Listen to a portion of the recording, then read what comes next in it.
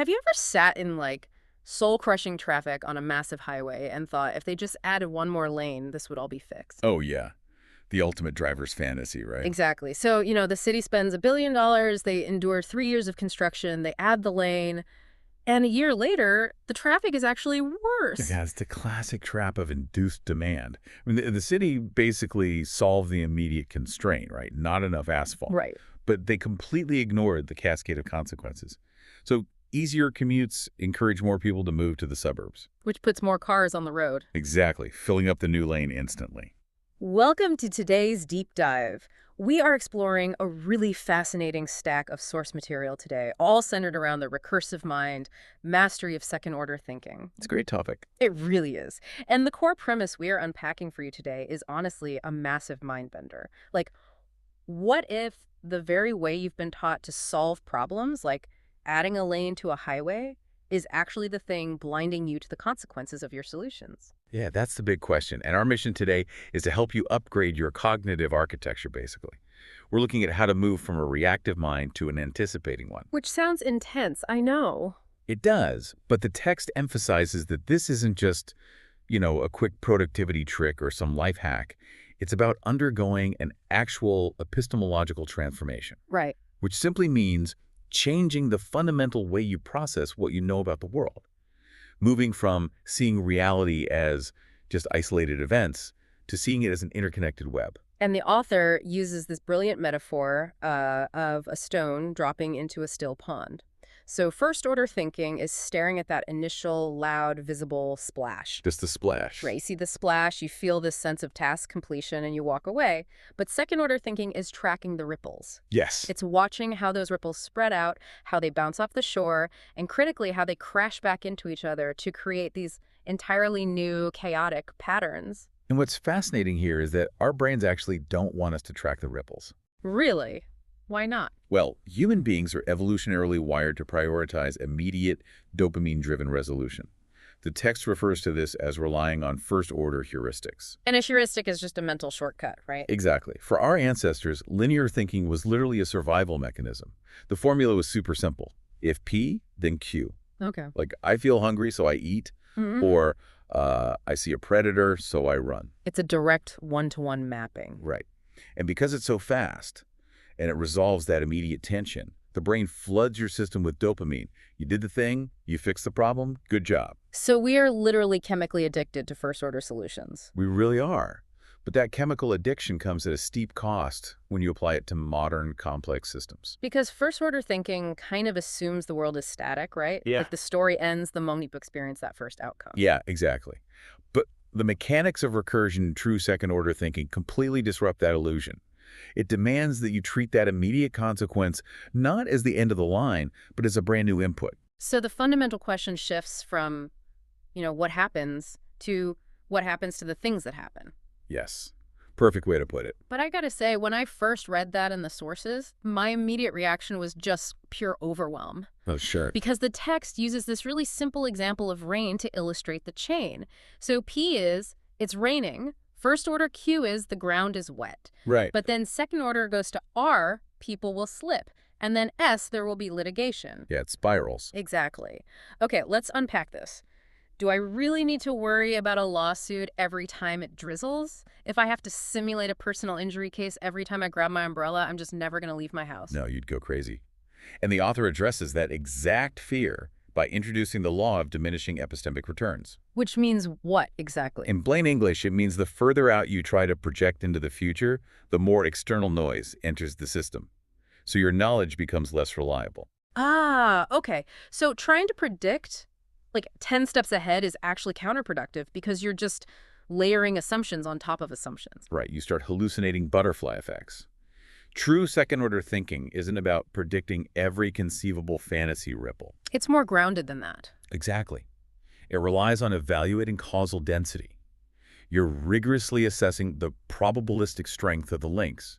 You filter out the noise to find the one or two massive consequences that actually matter. Which requires holding multiple competing models in your head at once, right? What the text calls recursive model compression. Yeah, which takes a massive amount of working memory. It is exhausting to hold the initial action, the reaction, and the reaction to the reaction in your mind simultaneously. Without it all just collapsing into confusion. Exactly. It Yeah. takes intense discipline. Which makes me wonder, honestly, since our brains are chemically addicted to easy dopamine hits, how did humanity ever develop the mental software to see past the splash? Like, where did this disciplined approach actually come from? Well, it didn't just appear overnight on some productivity blog, that's for sure. Yeah. We have to trace this back to a massive interdisciplinary convergence in the mid-20th century. This whole mindset was born out of a scientific rebellion against linear causality. Okay, so when did this start? It really crystallizes around 1948 with Norbert Wiener's work on cybernetics. He studied how mechanical and biological systems use feedback loops. Like a thermostat, right? Perfect example. A thermostat doesn't just blast heat endlessly. It observes the temperature of the room it's heating and then uses that new information to adjust its own behavior. So that was sort of the dawn of proto-second order dynamics. Exactly. But cybernetics was mostly about machines adjusting to their environment. The real leap happens when Heinz von Forster steps in with second-order cybernetics. Okay. He forces this massive perspective shift by insisting that the observer cannot be separated from the system they're observing. So you can't just stand safely on the shore and watch the pond objectively. Right. By measuring the pond, acting on the pond, reacting to the ripples, you are a part of the pond. Wow. Von Forster basically introduced recursion into how we understand knowledge itself. It was the birth of thinking about thinking. And what's wild is how this exact same recursive logic suddenly erupts across entirely different fields during that era. Like economics is a perfect example. Oh, absolutely. John Maynard Keynes popularized this with his famous beauty contest analogy. He pointed out that professional investors aren't actually looking at a stock and deciding if it's fundamentally valuable. Right, they're playing a different game. Exactly. They are trying to guess what other investors will think is valuable, and the best investors are trying to guess what the other investors think the other investors are going to guess. It's just a total hall of mirrors. Yeah, and George Soros later weaponized that concept with his theory of reflexivity. Oh, right. Soros rejected that classical economic idea that markets naturally float toward a stable, rational equilibrium. He argued that the biased perceptions of traders literally alter the underlying fundamentals of the companies they're trading. So the belief changes the reality, and then that new reality reinforces the belief. Yes, a continuous loop of mispricing. Like if everyone thinks a bank is failing, they pull their money out, which actually causes the bank to fail, proving their initial unfounded belief correct. Precisely. And the profound takeaway for you listening is that mastering second-order thinking taps you into this whole intellectual epoch. It's not just a trick. No, it marks the total collapse of linear determinism. When you practice tracking these ripples, you are utilizing the exact same cognitive architecture as complexity theorists and philosophers like Gregory Bateson. The guy who pioneered the concept of learning how to learn. But, understanding that the observer changes the system is a beautiful philosophical concept. Philosophy alone doesn't pay the bills or build empires, though. So how does this recursive logic actually translate into winning market share or driving innovation? Well, in high-stakes environments, second-order thinking is the ultimate competitive advantage because it's so incredibly rare. Right. And it's distinct from simple long-termism, too. Like, being patient and waiting 10 years for a return is still a linear thought process. I see. Second-order strategy is about anticipating how your action reconfigures the landscape after the landscape has reacted to you. And the case studies in the source material really anchor how powerful this is. Let's look at Apple in the early 2000s. They introduced the iTunes Store with 99-cent songs. Right. The first order narrative was that Apple was commoditizing music, making it cheap and legally accessible to fight piracy. That was the visible splash. But the mechanism of that decision was completely recursive. By breaking apart the physical CD album model, Apple forced users to curate digital libraries entirely within their proprietary software. And once you spent hundreds of dollars building an iTunes library? You were effectively trapped in their ecosystem. That digital lock-in made purchasing an iPod not just an option, but a necessity. So the 99-cent song wasn't just a revenue play. It was a seed. Exactly. A Trojan horse designed to seed user dependency, which eventually paved the runway for the iPhone and total App Store dominance. That is wild. And Tesla is another phenomenal example from the text. The first order mission is pretty clear: reduce global dependency on fossil fuels by making attractive electric vehicles. Right. But the second order ripples fundamentally reshaped multiple global industries. By scaling battery production at a massive level, Tesla squeezed global lithium supply chains, forcing competitors into a bottleneck. And more importantly, they changed the definition of a car from a mechanical engine to a software platform capable of over-the-air updates. Hmm. Legacy automakers only knew how to build a static product. Right, a car that just sits there. Yeah. But Tesla modeled a dynamic product that gathered driving data to recursively improve its own autonomous algorithms while just sitting in the owner's driveway. Or, take the classic Blockbuster versus Netflix rivalry. We all know Blockbuster lost, obviously. But the how is deeply tied to this cognitive architecture. So completely. Blockbuster optimized purely for first-order revenue density. They wanted you walking into a Bright store on a Friday night, paying a late fee, and buying an overpriced box of candy. Whereas Netflix optimized for the data loop, they played a longer temporal horizon. Right. By having you build a DVD queue online to be sent through the mail, they weren't just eliminating real estate overhead. They were actively gathering data on what you planned to watch, what you held on to, and what you returned quickly. And that massive repository of second-order behavioral data is the mechanism that allowed them to pivot so aggressively into streaming. And eventually content creation. Yeah. Yeah. Blockbuster basically ignored the invisible ripples of data gathering until the wave drowned them. Here's where it gets really interesting, though. The sources take this out of the business realm and apply it to science, specifically using CRISPR gene editing. Yes, a perfect example. The first order effect of CRISPR is legitimately miraculous, the ability to edit DNA and cure genetic diseases. Amazing stuff. But the second order ripples introduce massive systemic shocks. Like, we are looking at fundamental disruptions to pharmaceutical supply chains, severe ethical dilemmas about designer babies, and the potential for new, terrifying forms of genetic inequality. It's a lot to grapple with. It is. It's like CRISPR is this incredible Trojan horse. The second-order strategist's job is to prepare for the contents of the Trojan horse before the gates are locked. Absolutely. And, this strategic imperative applies directly to your personal life, too. How so? Well, let's say you're offered a highly paid, very demanding job, but it's in a dying legacy industry. The first-order dopamine hit screams, take the money. Obviously, yeah. But the second-order thinker analyzes the trajectory. Accepting that job might artificially inflate your lifestyle while simultaneously degrading your relevant skills, locking you into obsolescence. So you get stuck. Right. The text suggests that rejecting that money to work on a lower-paying, forward-facing project actually builds optionality capital. I love that phrase. You're intentionally absorbing a first-order loss to buy yourself maneuverability in the future. The author even quotes Marcus Aurelius on this: the impediment to action advances action. Yes. Obstacles force creativity. Right. First-order failure often builds second-order resilience. By keeping your options open, every pivot redefines your value rather than destroying it. But, okay, if this framework is the ultimate competitive advantage, there has to be a catch, right? Because if it were foolproof, every executive and politician on Earth would be doing it perfectly. And the sources are explicit that second-order thinking is a scalpel, not a hammer. When people swing it around wildly, it creates absolute disasters. It really does. It carries severe behavioral pitfalls. The most common is sophistication bias. Which is what? Assuming complex is always better. Exactly. It's this dangerous, ego-driven assumption that a more complex model inherently leads to a better outcome. Because second-order reasoning demands so much cognitive bandwidth, people operating under high uncertainty will often overcomplicate a simple problem. Which leads directly to analysis paralysis. Precisely. I do this all the time with emails, honestly. I will draft a reply, try to anticipate exactly how the person will read it, rewrite it to preempt their reaction, and then rewrite it again to manage the reaction to the reaction. Oh, we've all been there. By the end, the email sounds like it was written by a robot, and I've wasted an hour. Yeah, and we also fall victim to the horizon problem, or the human desire for coherent narratives.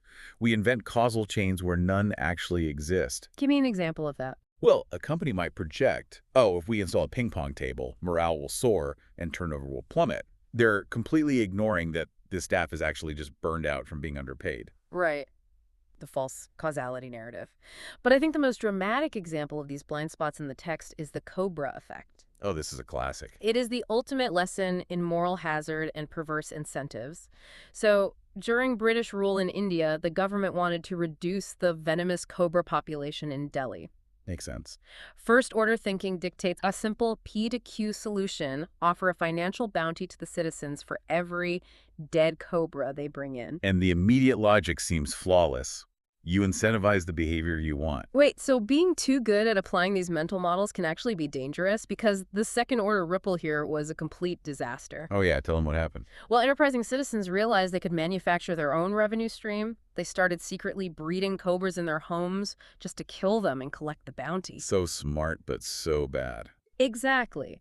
Eventually, the government realized they were subsidizing a massive cobra breeding industry and canceled the payout. So what did the breeders do? They released thousands of now worthless, venomous cobras straight into the streets of Delhi. The wild cobra population ended up significantly worse than before the program started. It perfectly illustrates how failing to anticipate the recursive nature of an incentive can literally weaponize the system against you. Absolutely. This raises an important question, though, because the text argues that the deepest danger isn't actually failure like the Cobra effect. The deepest danger is success. Success. How is success a danger? The greatest systemic risk occurs when a second-order model works perfectly, everyone adopts it, and it begins to digest itself. What does that even mean for a mental model to digest itself? So when a strategy is successful, it gets copied, right? Right. This creates an evolutionary pressure on the market, resulting in a strategic homogeneity cascade. This simply means all the diverse players in an environment converge on the exact same smart solution. Oh, like how every streaming service eventually adopted the exact same interface, the exact same binge release model. And now they're all bleeding money because the ecosystem has no diversity left. Perfect example. When everyone acts the same way based on the same model, the entire system becomes incredibly brittle. And worse, the model starts to shape reality through a process called a reification spiral. Reification. It means treating an abstract concept as a concrete reality. For example, a credit score is just a model attempting to measure financial trustworthiness. Okay, sure. But once the entire economy adopts it, the model becomes an ontological fact. If the model says your score is low, you are denied a loan, which limits your housing options, which harms your job prospects, practically guaranteeing you remain a financial risk. So the map becomes the territory. Exactly. The model forces the real world to conform to its own biases. And then institutions fall into a competence trap. Meaning they get too good at the wrong thing. Yes.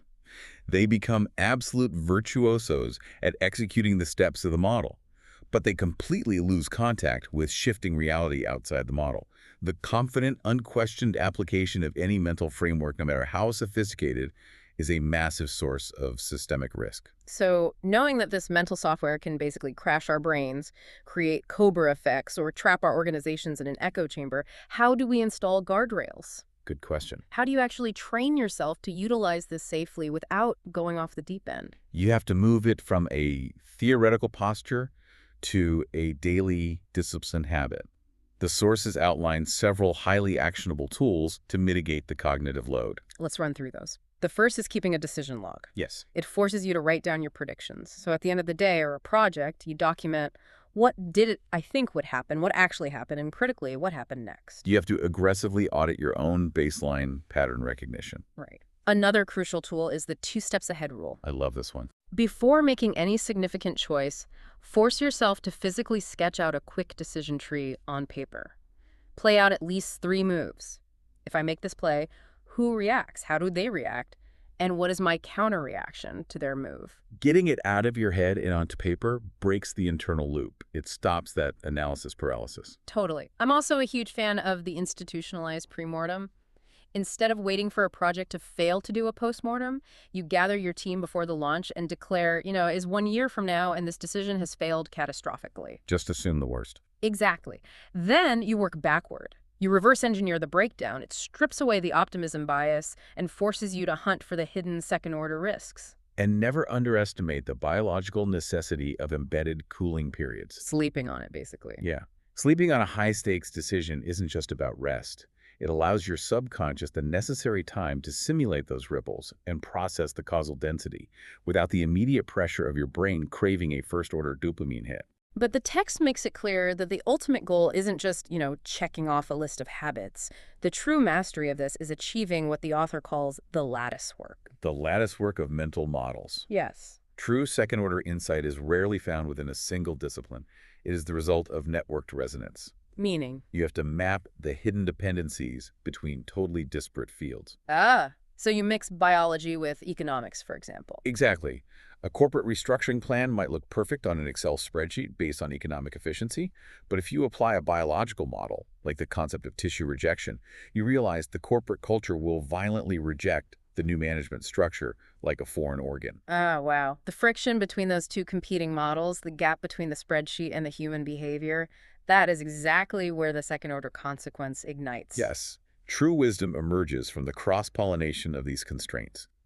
You are building a multidimensional structure where psychology, game theory, physics, and sociology all intersect to pressure test your ideas. So, what does this all mean? Bringing this all together, the mission we started with was not to turn you into a flawless oracle. The goal isn't to perfectly predict the future or somehow dodge every mistake for the rest of your life. No, not at all. Yeah. Clarity is the goal. The best strategic minds still make errors. What they avoid are catastrophes. Right? They do this by seeing the massive destructive ripples before they crash onto the shore, and by maintaining a disciplined refusal to ever treat a single frame of reference as the final truth. Which leaves us with one final fascinating implication of all this. A closing thought for you to carry forward. We spend all this time using second-order thinking defensively, trying to mitigate risk or avoid the Cobra effect. But there is a concept we can call the architecture of serendipity. It flips the entire paradigm. It really does. First-order thinking tries to eliminate chance and control every variable. Second-order thinking accepts that complex systems are inherently unpredictable, meaning you cannot eliminate chance. But you can build systems that actually catch and benefit from positive, unpredictable ripples. Yes. You use second-order thinking not just to build a shield, but to expand your luck surface area. You strategically place yourself in environments or build networks where the unforeseeable consequences disproportionately work in your favor. You don't need to predict the exact shape of the ripple if you've built a wide enough net to catch the good ones. Exactly. You step out of the reactive cycle entirely. You begin to design the conditions for your own fortunate cascade. You are no longer just staring at the pond. You're designing the shoreline. Perfectly said. And if the systems we study are partially constituted by the frameworks we use to understand them, then the moment you, listening to this right now, change your mental model of a problem, you haven't just changed your perspective. You have actually begun to alter the future reality of the problem itself. That's a powerful thought. It really is. Thank you for diving into these sources with us today. Keep looking past the splash and keep tracking your ripples.